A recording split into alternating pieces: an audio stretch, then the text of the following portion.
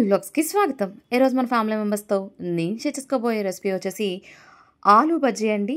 దీన్ని బంగాళదుంప బజ్జీ అని కూడా అంటారు. చాలా ఈజీగా అయిపోతుంది. ఎలా చేసేలా చూసేద్దాం, చకచకా చేసేద్దాం. ముందుగా 2 బంగాళదుంపలు అయితే తీసుకున్నాను. వాటి పైన చెక్కు తీసేసి అయితే తీసుకున్నాను. చూసారా, నేనైతే దీనికి కాదు వేరే చేద్దాం అనుకుని కట్ చేశాను. బట్ అన్ఎక్స్పెక్టెడ్గా నాకు తక్కువ టైంలో అయిపోయే ఆలూ బజ్జీయే నచ్చింది కాబట్టి అది చేస్తున్నాను. మన దగ్గర ఇటువంటి చాప్ చేసుకునేవి ఉంటాయి కదా, చూడండి. మనకి సన్నగా కావాలంటే మనం తురుముకునేవి ఇటువంటివి ఉంటాయి. నా దగ్గర ఇవేమీ లేవనుకుంటే కనుక చాక్ యూజ్ చేసి వాటిని చిన్న చిన్న స్లైసెస్ కింద అయితే నేను చూపిస్తున్న విధంగా అయితే మీరు కట్ చేసుకోండి. నా దగ్గర ఈ పొటాటో స్లైసర్ ఉంది కాబట్టి నేను చాలా ఈజీగా అయితే ఇలా కట్ చేసేస్తున్నాను. మీ దగ్గర లేకపోతే కనుక మీరు చాక్ యూజ్ చేసి కట్ చేసుకోండి. అన్నీ కూడా ఒకే సైజులో ఉండాలి. ఎక్కువ మందంగా కూడా ఉండకూడదు. అదైతే గుర్తుపెట్టుకోండి. మీలో ఎవరైనా కొత్తగా వ్యూ చేస్తుంటే లైక్ చేయండి, షేర్ చేయండి, సబ్స్క్రైబ్ చేసుకోండి. పక్కనే ఉన్న బెల్ ఐకాన్ని నొక్కండి. చూడండి, మొత్తం నా దగ్గర ఉన్న 2 బంగాళదుంపల్లో కూడా చక్కగా చెక్కేశాను. అన్నీ కూడా సేమ్ సైజులో అయితే వచ్చినాయి కదా. ఇప్పుడు వీటిని పక్కన పెట్టేసి ఒక బౌల్ తీసుకుని మనం కట్ చేసి పెట్టుకున్న బంగాళదుంప ముక్కలు ఉన్నాయి కదా, వాటిని వేసేద్దాం.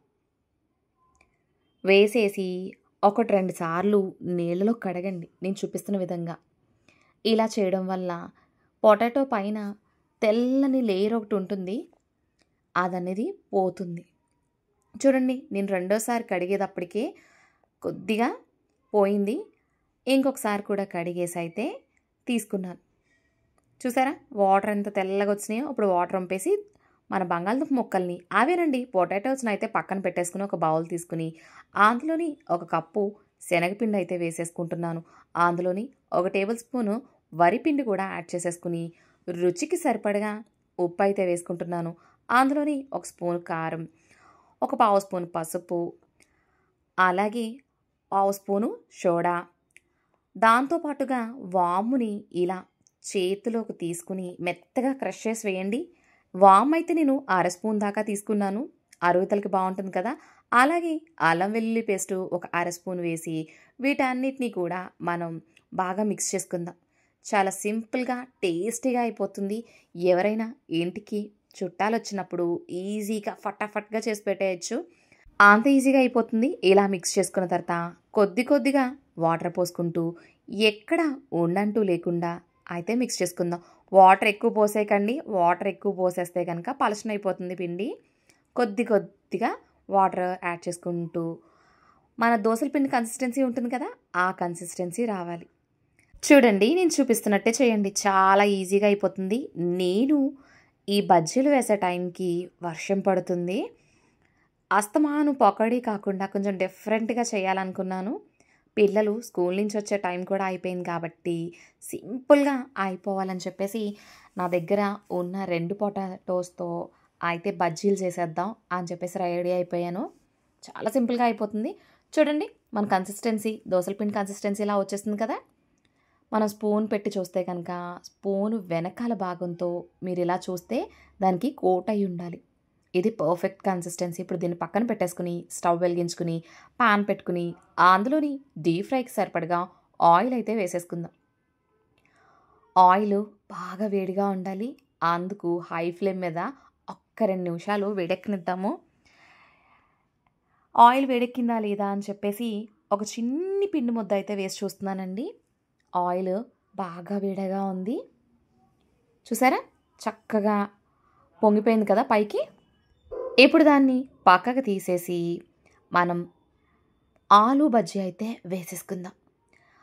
మంటని లో టు మీడియం ఫ్లేమ్ మీదకే అడ్జస్ట్ చేసుకోండి. ఒకసారి పిండిని కలిపేసి అందులో మనం ముందుగానే తయారు చేసి పెట్టుకున్న ఆలూ స్లైసెస్ని తీసుకుని ఒక్కొక్కటిగా పిండిలో డిప్ చేసి దాన్ని వేడి నూనెలో అయితే వేసేద్దాం.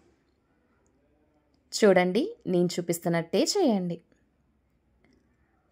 1 ఆలూ పీస్ అయితే తీసుకున్నాను.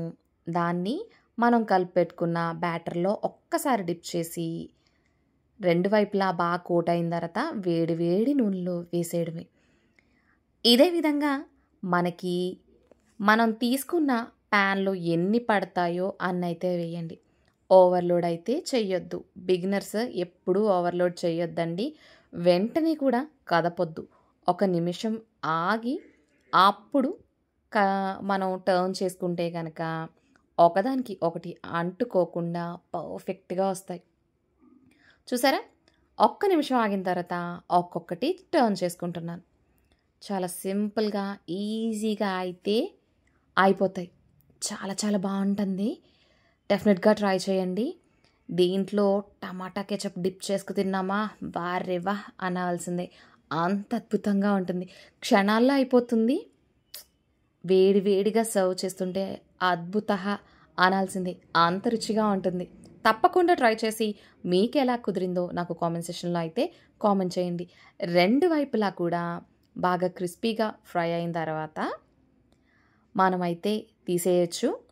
చూడండి, నేను మధ్య మధ్యలో ఒక్కొక్కటి టర్న్ చేసుకుంటూ అయితే ఫ్రై చేసుకుంటున్నాను. ఎక్కువ టైం ఏమీ పట్టదు. చూడండి, రెండు వైపులా కూడా గోల్డెన్ కలర్ వచ్చేసిన తర్వాత తీసేసి ఒక ప్లేట్లో వేసేసుకోవడమే. వేడి వేడిగా సర్వ్ చేసుకుంటే అద్భుతంగా ఉంటుంది. అది వర్షం పడుతుందేమో, అబ్బబ్బబ్బా భలే ఉందండి. అదే ఎక్కువ కన్సిస్టెన్సీలో చేస్తే కనుక అంత రుచి రాదేమో. తక్కువగా ఉన్న వల్ల మరింత టేస్టీగా ఉన్నాయండి. దీంట్లో టమాటా కెచప్ వేసుకుని డిప్ చేసుకుని తింటుంటే అబ్బబ్బా సూపర్ ఉందండి. తప్పకుండా ట్రై చేయండి. చాలా టేస్టీగా ఉండే ఆలూ బజ్జీ రెడీ. ఇంకెందుకు ఆలస్యం, సర్వ్ చేసుకోవడమే.